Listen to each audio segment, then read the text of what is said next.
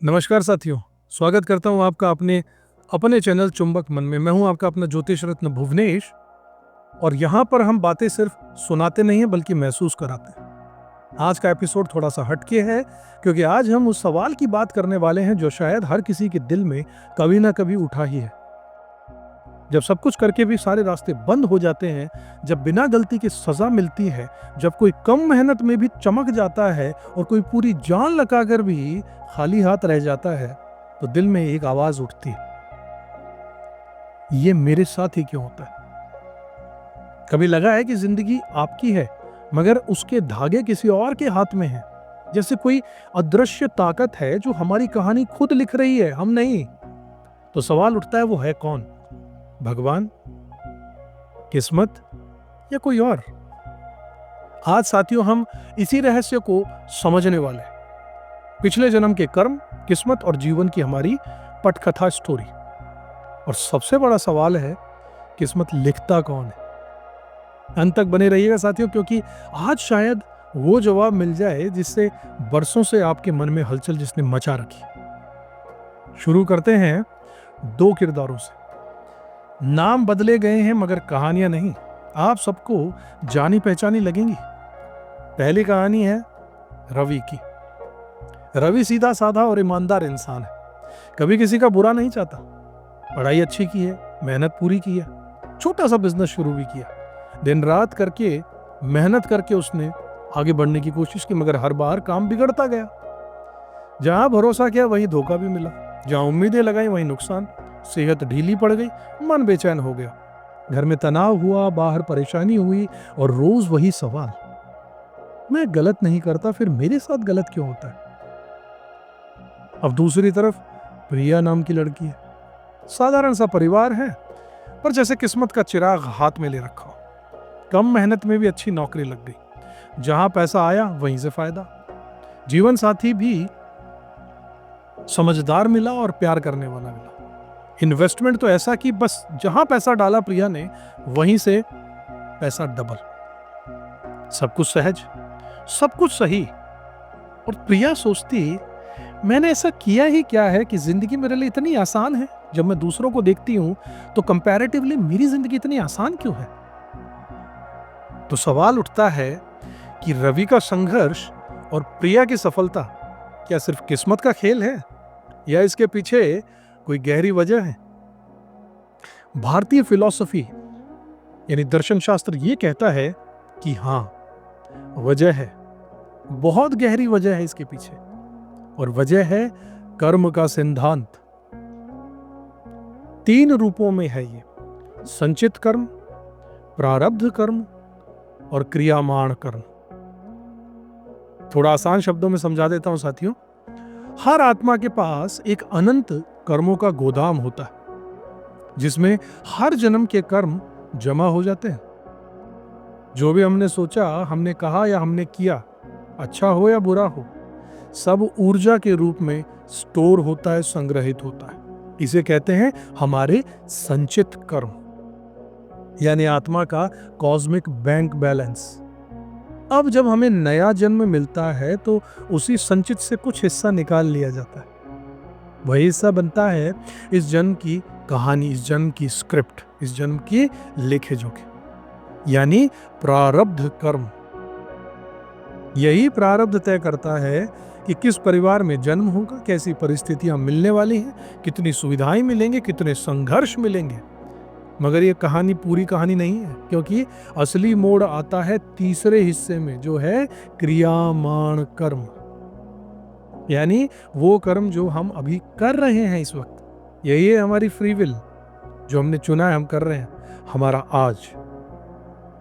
देखिए, प्रारब्ध जो है वो हमें एक मंच देता है, एक स्टेज, पर हम अभिनय कैसा करेंगे ये हमारा चुनाव है। संघर्ष लिखा हो सकता है, लेकिन हम टूटते हैं या हम लड़ते हैं, यही तय करता है कि अगला अध्याय कैसा लिखा जाएगा। हम कठपुतली नहीं है, हम एक नाविक हैं जो नाव चलाते हैं, एक ड्राइवर है। धारा को नहीं रोक सकते, मगर पतवार किस दिशा में मोड़नी है वो हमारे हाथ में जरूर है। अब सवाल यह है कि कैसे पता चले कि जो कुछ चल रहा है वो पिछले जन्म का कर्ज भी हो सकता है क्या? कैसे पता चले? कुछ संकेत होते हैं साथियों, कुछ इंट्यूशंस होते हैं, कुछ सिग्नल मिलते हैं आपको। जैसे बिना वजह लगातार संघर्ष करी, मेहनत करी, ईमानदारी करी और उसके बावजूद भी हमें रुकावटें मिली, असफलता मिली, तो समझ जाइए ये कार्मिक डेप्ट का संकेत हो सकता है। अकारण डर या फिर फोबिया किसी चीज का हो जाना, कभी पानी से डर बढ़ जाना, अचानक से पानी से डर लगता है, कभी आग से डर लग जाता है। ऐसे भय कई बार पुराने जन्मों की याददाश्त और स्मृति से आपको इस जीवन में मिल रहे हैं।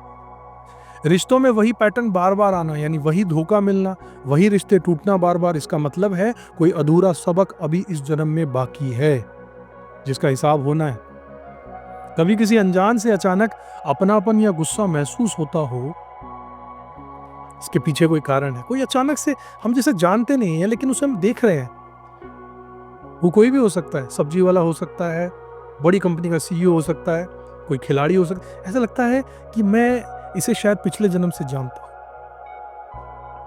और हाँ, आपका जन्मजात टैलेंट, यानी जिस टैलेंट को लेकर आप पैदा हुए हैं, बिना ट्रेनिंग के कमाल की कला, वो भी पिछले जन्म की साधना का परिणाम हो सकता है। इस जन्म में अगर आप गाते अच्छा है बिना ट्रेनिंग के, यानी पिछले जन्म से लेकर आए हो, यही आपका टैलेंट है। पेंटिंग अच्छी करते हो, पिछले जन्म से लाए हो।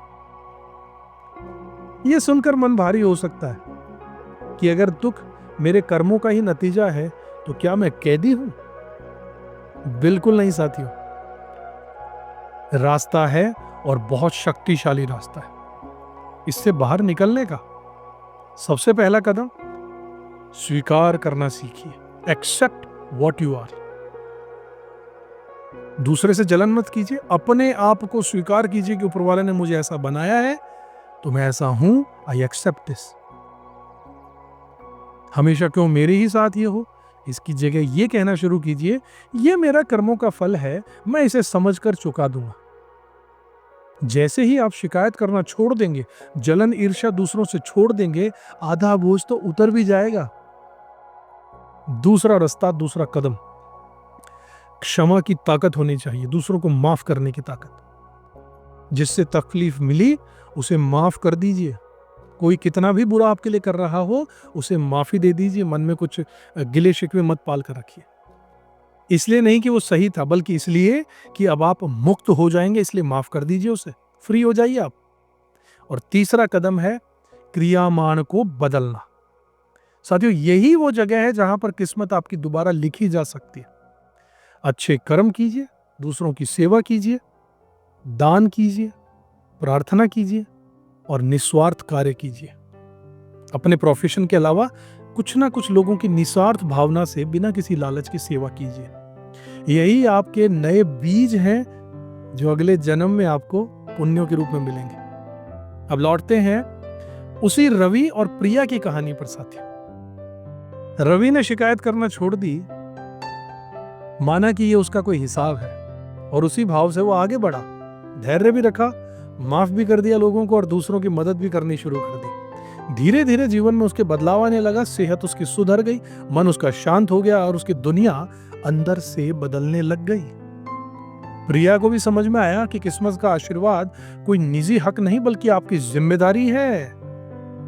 अगर इस जन्म में कुछ अच्छा मिल रहा है तो बांटो, दूसरों को दो, मदद करो लोगों की, ताकि अगली बार बैलेंस कम ना पड़े अगले जन्म में। उसने अपनी सफलता से दूसरों को ऊपर उठाने का फैसला किया, प्रिया ने, कि अगर मैं सफल हूं तो दूसरों को भी मौका देती हूं। यह उसका नया कर्म बन गया साथियों। तो अब जवाब बिल्कुल साफ है कि किस्मत कौन लिखता है।